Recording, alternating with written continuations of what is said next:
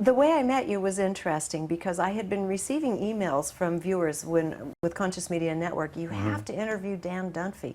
He understands the body in a way nobody else understands it. Then another friend of mine who's very good at researching and had found you as a personal physician had said, "Oh, you've got to interview this fellow one day." And then later on, she was telling me, by the way, that situation, I really think you need to go to So by the time I came to you, I hadn't connected all the dots, except your name was starting to sound very familiar, like all roads lead to Dan Dunphy. Yeah. So here we are finally doing our interview. And so when we met, you didn't realize I didn't know you were the same one that they had been writing about. Yes. And I think I was on my way home. I thought, Dan Dunphy.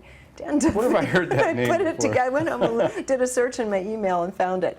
So anyway, they were right. Your understanding of the human body is really just astounding. You put it together in such a rounded way, and I mean that multidimensionally. Actually, in a circle, yeah. In a circle. Yeah. Where I thought we would begin is you treat your clients very differently than when you walk into a normal doctor's office. Can you just start with the process and hierarchy of what you feel is so important? Sure.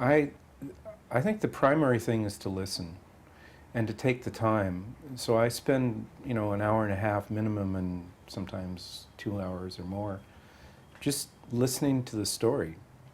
The story is, as a writer, the story is always interesting.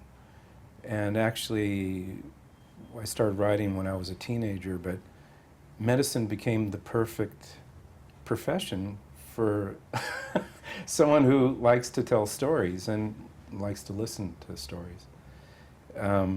So I do spend a lot of time listening and very carefully asking questions of people, including what time they go to bed and what time they get up and when they have their first meal and what it is they have and how their energy is. And tracking all those minutiae, out of that emerges causative factors.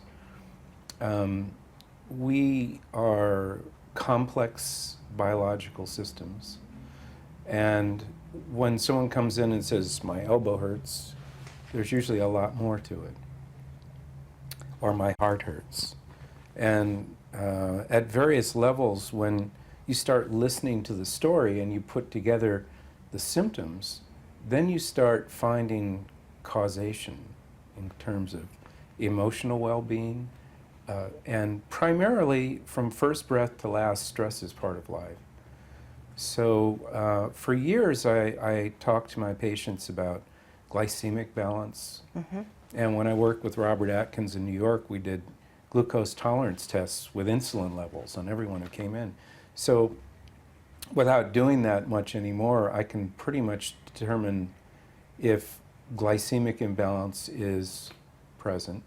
And if it is, it's a perfect entrance into decompressing stress.